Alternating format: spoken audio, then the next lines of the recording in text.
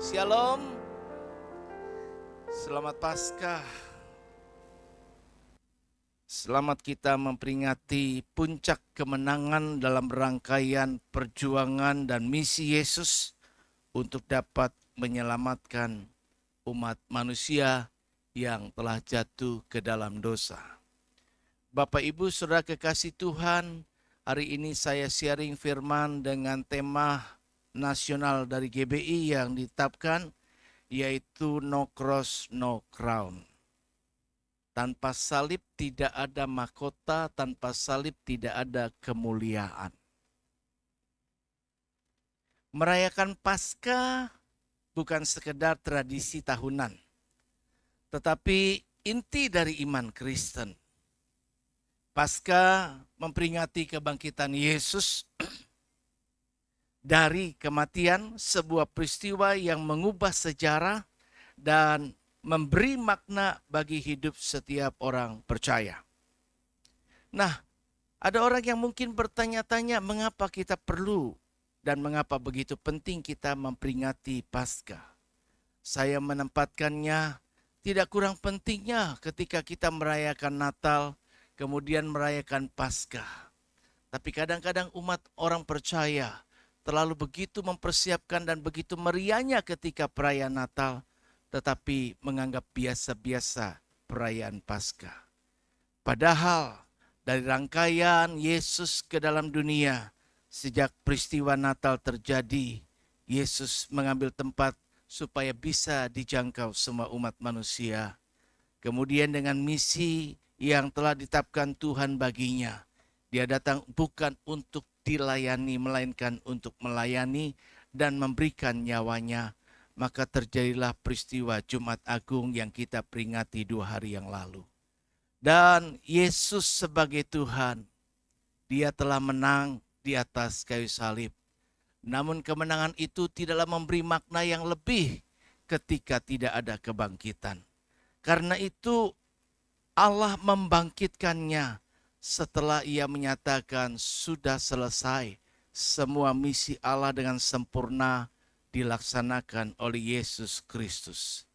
Dia yang menanggalkan keinginan pribadi untuk dapat mengikuti sepenuhnya keinginan Allah.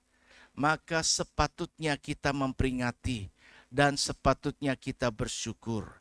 Berikut saya sampaikan beberapa alasan kenapa kita perlu memperingati Paskah dan kenapa itu begitu penting buat kita.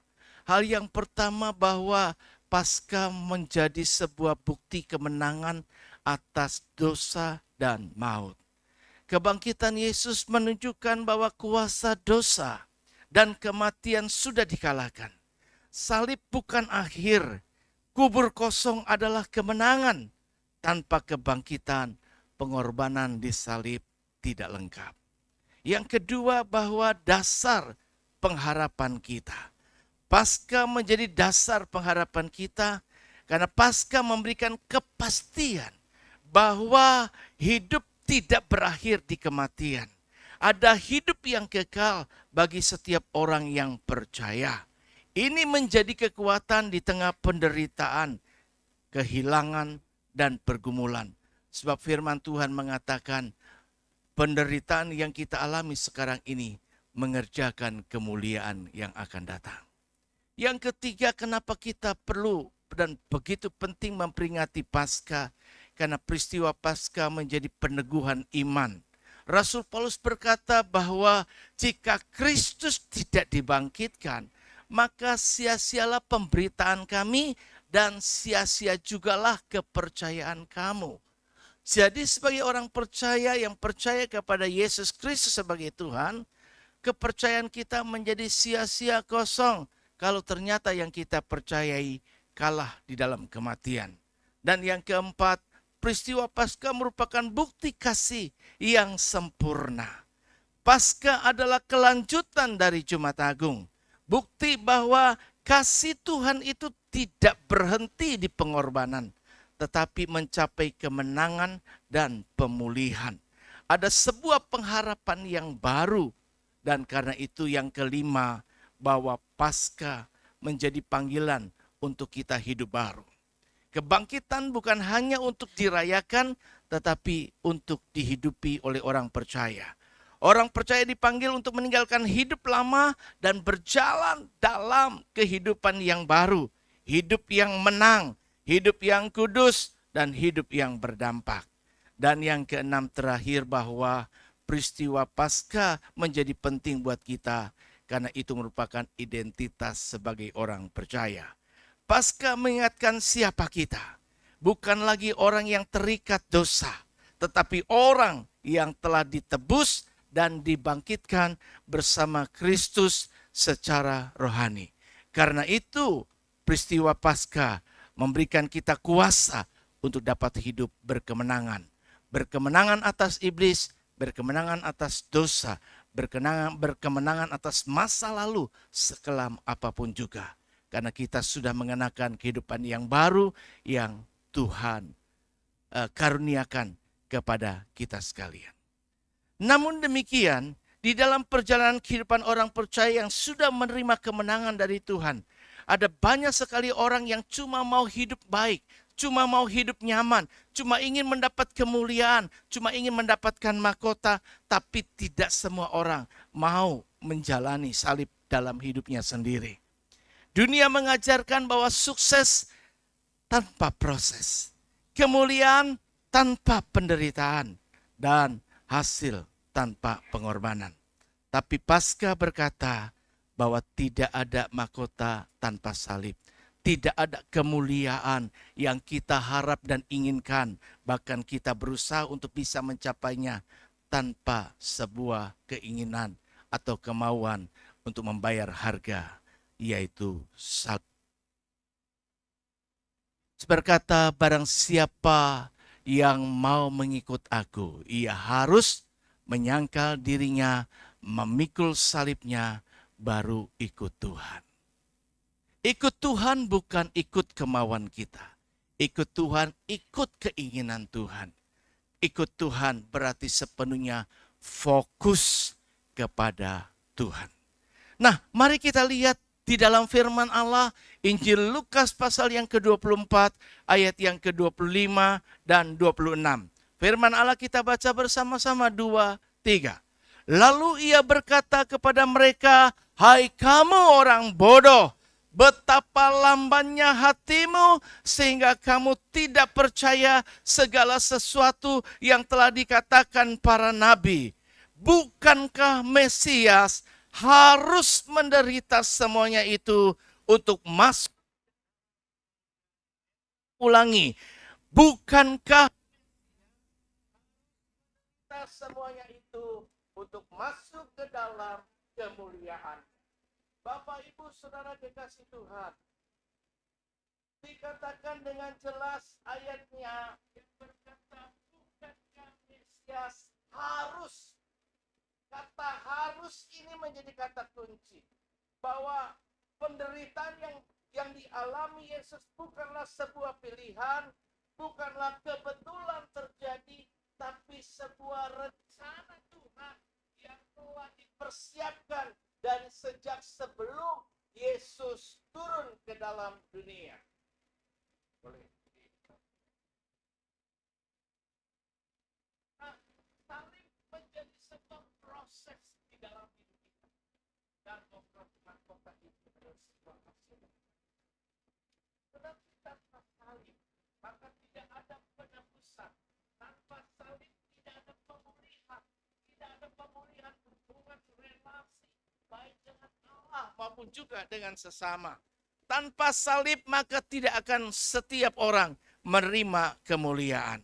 Bukankah saya dan saudara sangat menginginkan bagaimana hidup kita dapat dimuliakan, menjadi terpuji, terhormat.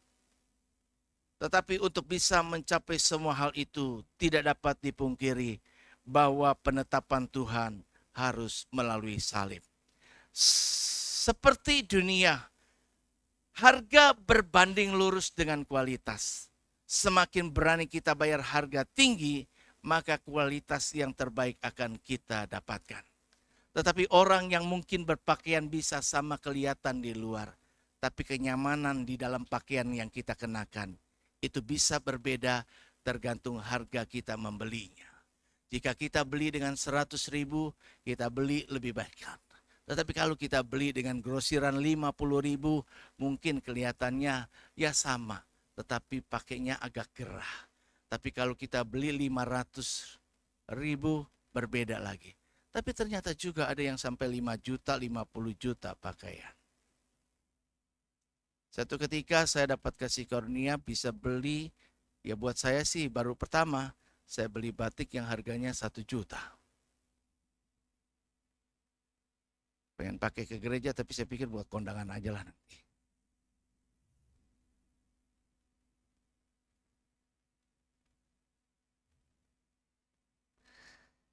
Jadi hal yang pertama perhatikan, bahwa keharusan salib adalah penetapan yang memang direncanakan oleh Allah. Di dalam setiap kehidupan saya dan saudara, kita tidak mungkin lepas. Tadi kan tak selamanya mendung itu kelabu. Tetapi juga tak selamanya kita akan mendapat hari yang cerah. Tak selamanya kita berada pada puncak di atas. Kehidupan bagaikan roda yang berputar. Kadang kita berada di titik paling rendah. Tetapi kadang kita juga bisa pada titik yang paling tinggi. Tetapi dalam kesemua bisa mencapai tadi ke atas, maka kita harus berputar dulu turun ke bawah.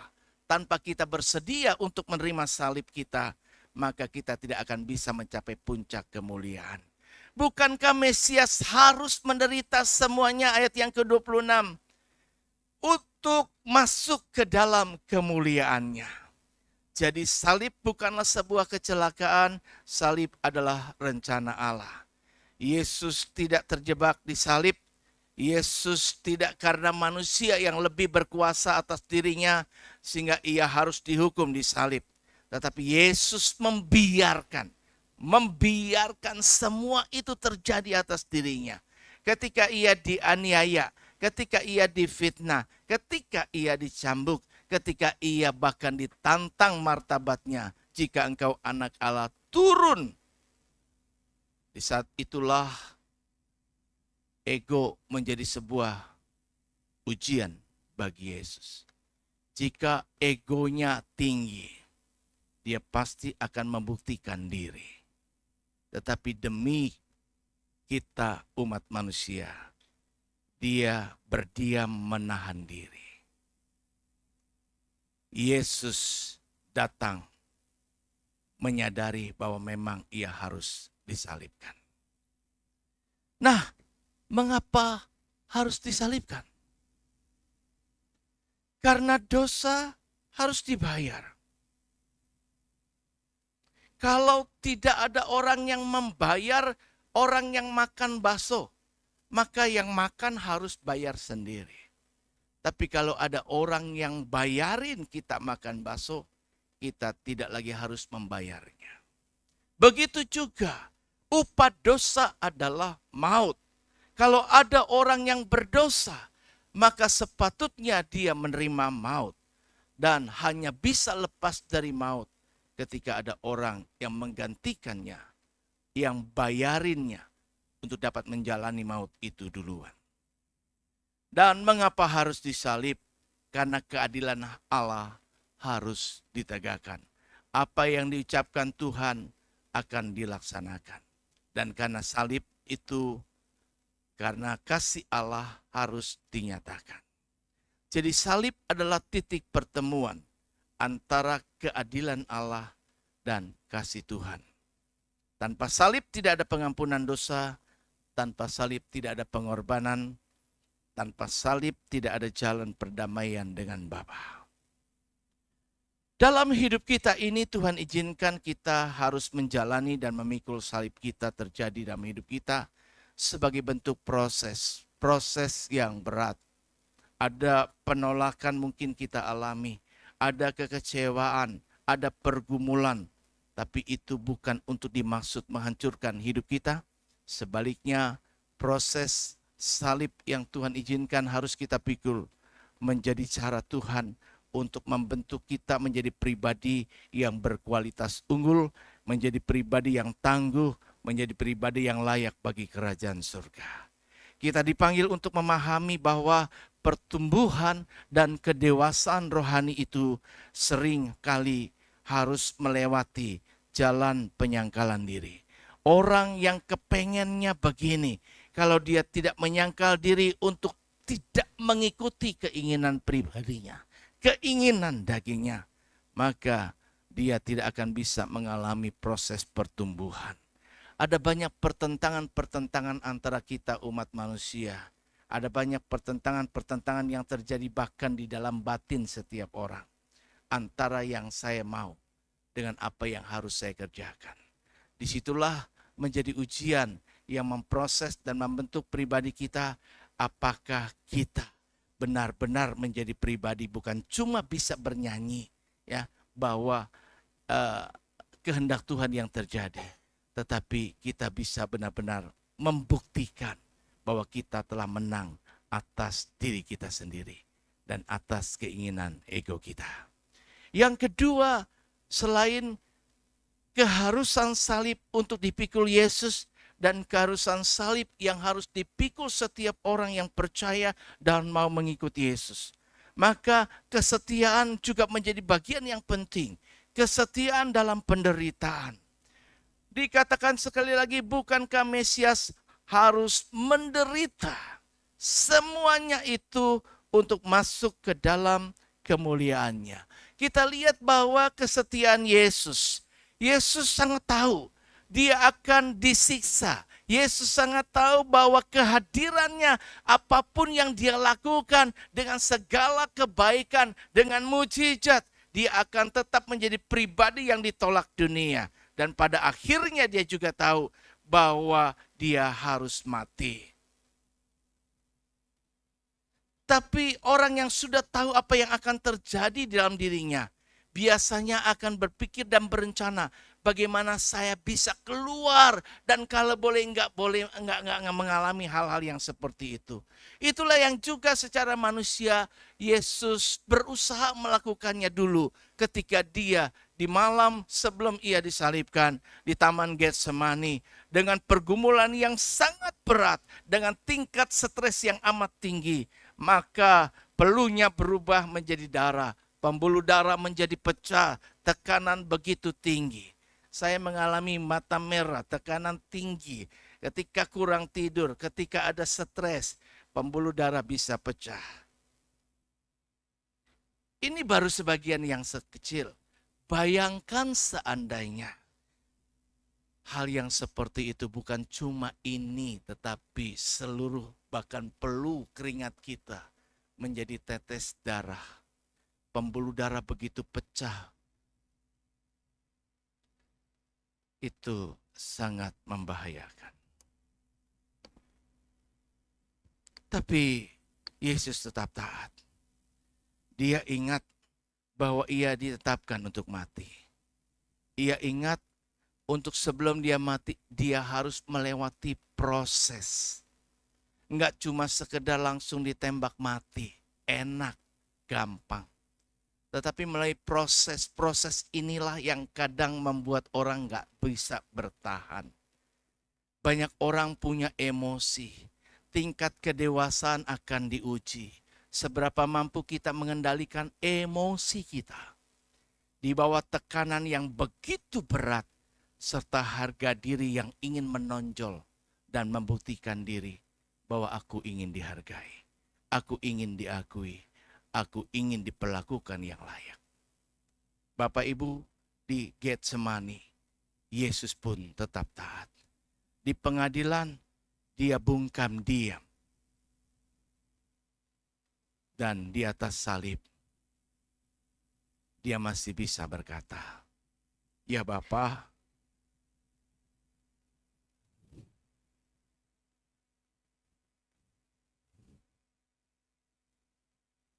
ampunilah mereka."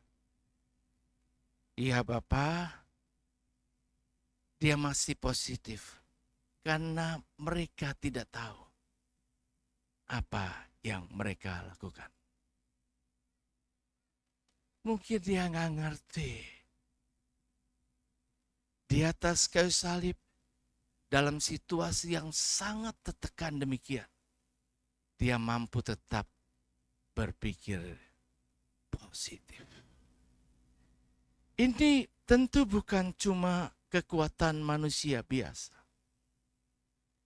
Memang manusia biasa adalah tubuh jasmani yang dikenakan oleh Yesus 100% manusia.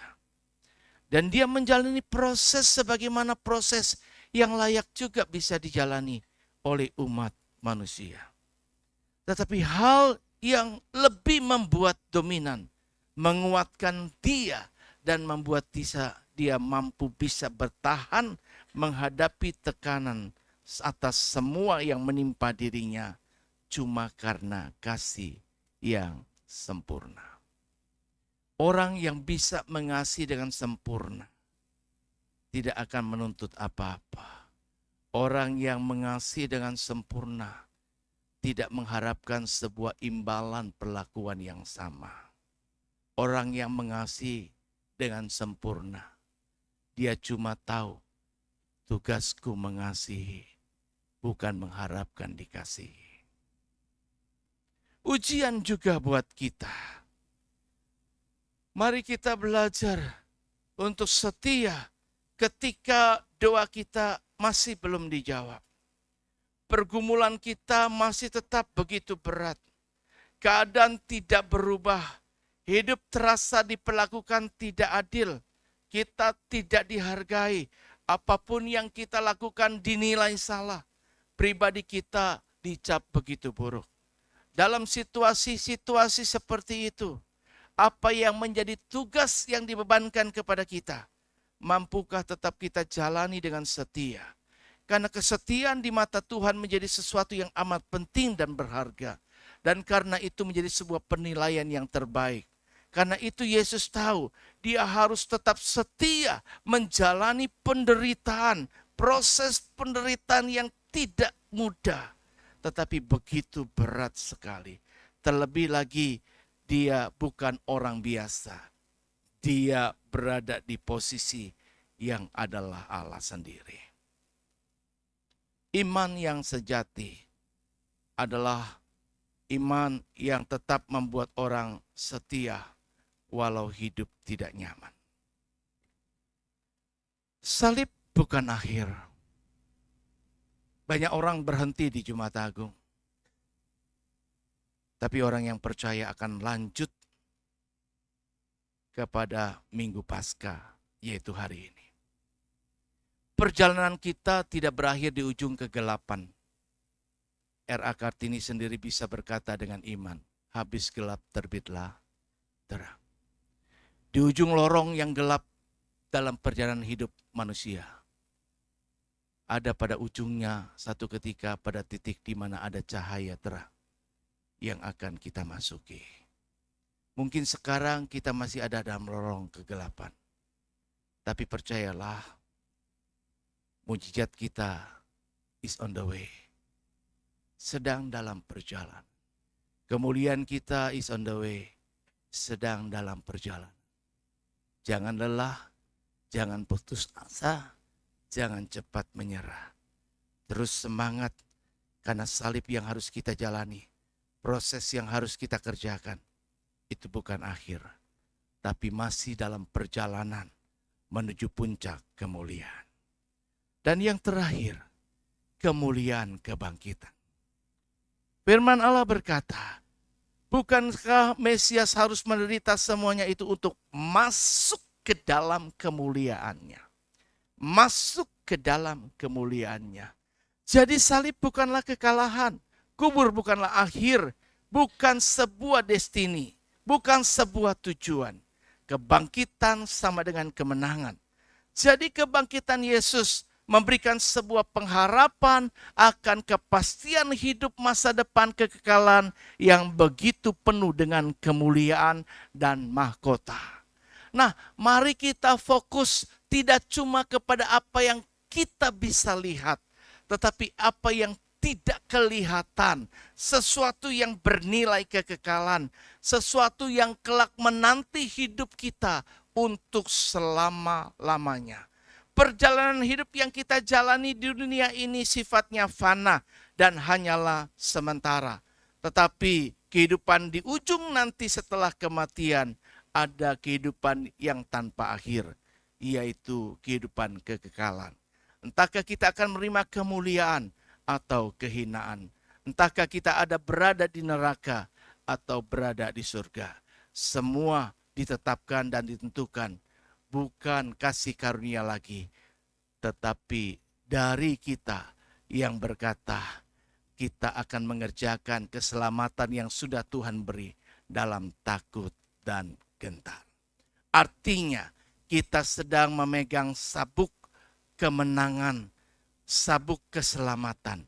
Dan biarlah sabuk keselamatan, sabuk kemenangan tidak dicopot dan beralih dari hidup kita. Tetapi mari kita sebagai orang yang dikenakan mahkota, ketika kematian datang, maka malaikat siap menyambut kita. Dan Yesus sendiri yang siap untuk mengenakan mahkota kehidupan dan mahkota kemuliaan dan mahkota-mahkota lain yang Tuhan telah siapkan bagi orang-orang percaya yang serius ikut Tuhan dan setia sampai mati. Maut dikalahkan, arti kebangkitan. Maut dikalahkan, dosa dikalahkan, iblis dikalahkan. Jadi percayalah apapun yang terjadi dalam hidup kita, semua sudah dikalahkan dan ada tetap dalam kendali Tuhan. Yesus hidup, maka ada harapan kita pun hidup. Kita sekalipun sebagai orang percaya, sepatutnya memang gak perlu lagi takut dengan kematian. Karena kematian bukan sebuah hukuman. Kematian bukan akhir perjalanan hidup manusia, tapi kematian menjadi jembatan untuk menerima upah yang dari hasil pekerjaan iman selama kita hidup. Nah, karena Yesus Kristus bangkit, maka kita punya harapan, kita punya masa depan yang pasti. Maka tidak ada penderitaan yang kita jalani itu sifatnya sia-sia.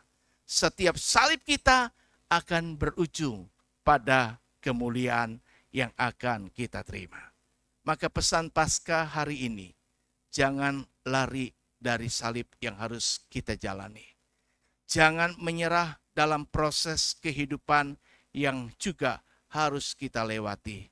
Dan jangan berhenti di penderitaan yang kita alami, kemudian kita menyerah, bahkan menyangkal Yesus, dan memilih jalan pintas kenyamanan untuk dapat hidup seturut dengan tawaran dunia.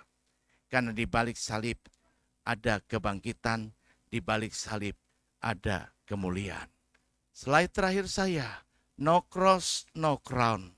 Tanpa salib tidak ada kemuliaan. Tanpa proses tidak ada hasil.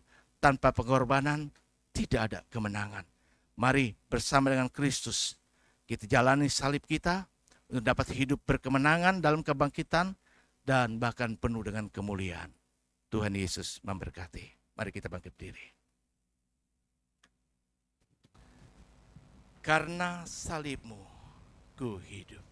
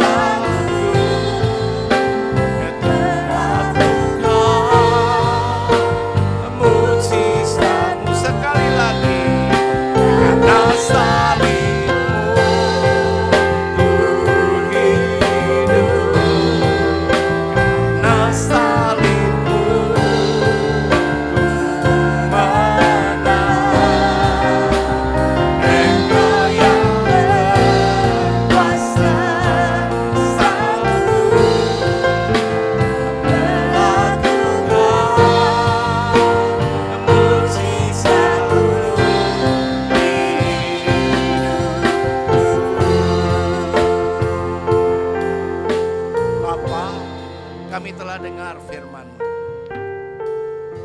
Biarlah apa yang kami dengar tidak membuat kami seperti seorang yang berdiri di atas cermin, di depan cermin. Kemudian ketika kami berlalu pulang dari tempat ini dan kami melupakannya.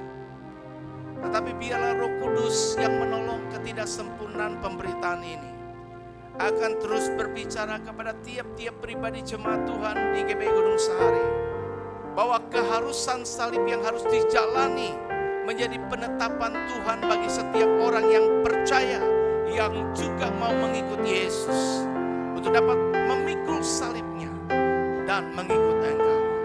Ada banyak ego dan keinginan kami yang harus kami kalahkan, agar kami dapat hidup beres berkemenangan, sehingga kami layak juga masuk pada proses Allah selanjutnya, untuk dapat menerima pada akhirnya kebangkitan kemenangan di dalam hidup kita, di dalam kehidupan kami, sehingga kemuliaan yang setiap orang sangat menginginkannya menjadi nyata di dalam perjalanan kehidupan kami pada akhirnya. Bapa, hamba berdoa, terus tambahkan iman kami kepada setiap pribadi lepas pribadi jemaat GBI Gunung Sahari. Dan hamba berhenti berbicara, namun biarlah Roh Kudus akan terus bercakap-cakap kepada kami, menuntun kami, mengingatkan kami akan firman-Mu, sehingga kami hari ini menjadi orang yang tetap menjalani kehidupan berkemenangan yang Tuhan kenakan di dalam kami. Maut telah dikalahkan, dan kami percaya kuasa iblis si setan yang seringkali berubah bisa menjadi malaikat terang dan menipu manusia akan dapat kami kalahkan dengan segala siasatnya, supaya kami tetap hidup berkemenangan. Dan hamba berdoa kemenangan-kemenangan dari Tuhan akan menjadi warna kehidupan dari setiap jemaat Tuhan di Gunung Sahari, sehingga ketika kami tubuhnya lemah, sakit penyakit menimpa kami, tapi kami percaya ada kuasa kesembuhan yang Tuhan kerjakan buat kami. Ada mujizat yang Tuhan nyatakan dan manifestasikan di dalam perjalanan hidup kami, sehingga kami bisa menjadi sebuah kesaksian yang memuliakan Tuhan. Berkati keluarga-keluarga jemaat-Mu di Gunung Sahari, sehingga Engkau yang terus membawa kami dari kemuliaan kepada kemuliaan. Segala puji, hormat, dan syukur kami panjatkan demi nama Yesus Tuhan kami berdoa. Haleluya. Semua kita yang percaya katakan amin.